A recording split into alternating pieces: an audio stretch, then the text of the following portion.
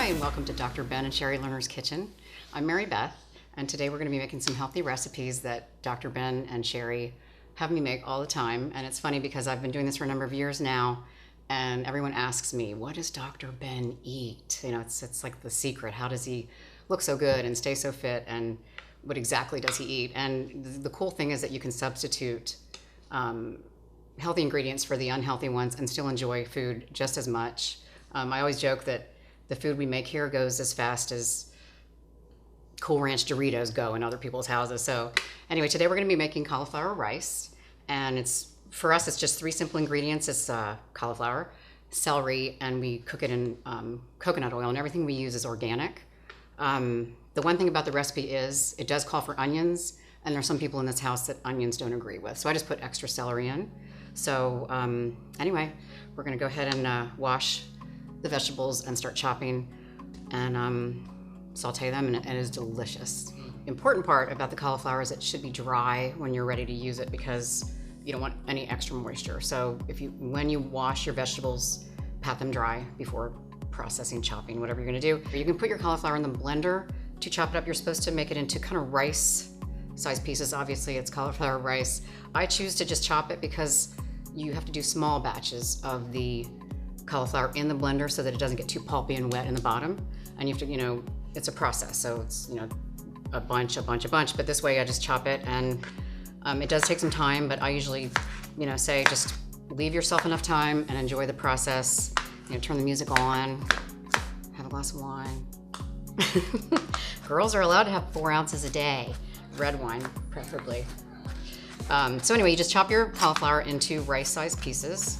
And I have to say that don't expect the cauliflower rice to taste like rice, but it does have that crunchy, chewy consistency, and it's white, and it is delicious. So some of the recipes we're going to talk about do taste so close to the unhealthy version that you'll be amazed. This doesn't taste like rice, but it's really good. And I actually fooled my dad, who's 84 and does not like vegetables, and he ate it and liked it. So there you go.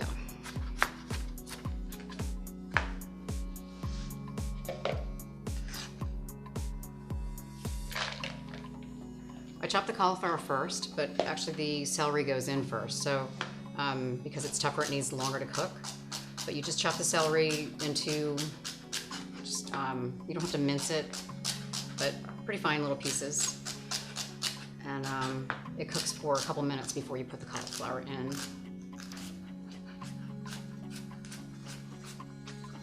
We're making cauliflower rice now, and we cook the celery first because it takes a little bit longer than the cauliflower, just like onions would, though we're not using onions here today.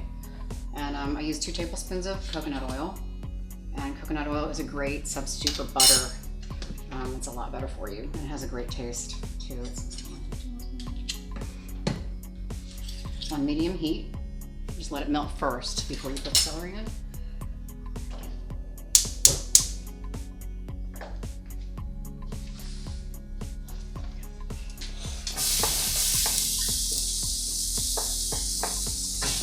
I use a fairly big pan so that everything can spread out and be cooked evenly, consistently. And the celery just takes, I would do 3 to 5 minutes till it softens before you add the cauliflower. And stir every once in a while. And once the celery is a little bit softened, go ahead and add your cauliflower. Rice. And make sure you mix it in well.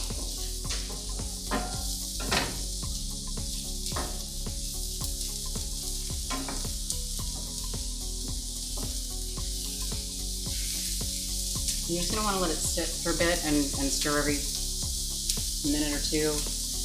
It does take some time, but it needs a little babysitting.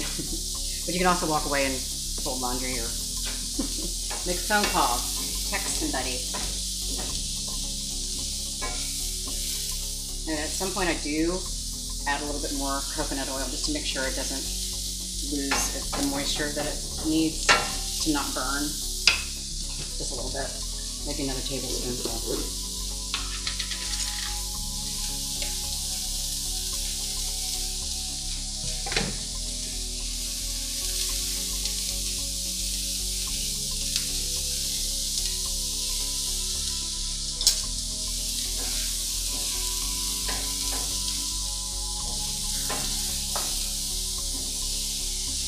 I usually do this for about 20 minutes. It depends on what consistency you like, how crunchy you like it. It can be softer if you like it softer, but I just taste it along the way. I test it, and but like 20 minutes probably is good. I did turn down the temperature to low because it was sizzling a little bit, and I'm gonna just step away and do other stuff while it cooks and come back and stir it. Like I said, every minute or so, or a little bit less. You don't want it to sizzle too much and get too brown, but it tends to be better the longer that it does stay with the coconut oil. And then towards the end, add some salt and pepper as much as you prefer. So it's just about done. There are some grains that are a little bit toasty, but that's okay. Actually, it's pretty good. And at the very end, I just add salt and pepper. Again, however much you prefer. I love salt, so I usually add kind of a lot of salt. But it's a great flavor, like I said, with the coconut oil and salt and pepper. That's all you need, really. Okay, well, it's done. And on the Food Network, they always taste what they make. So here we go. That's what they do too. It really is delicious. You're gonna love it.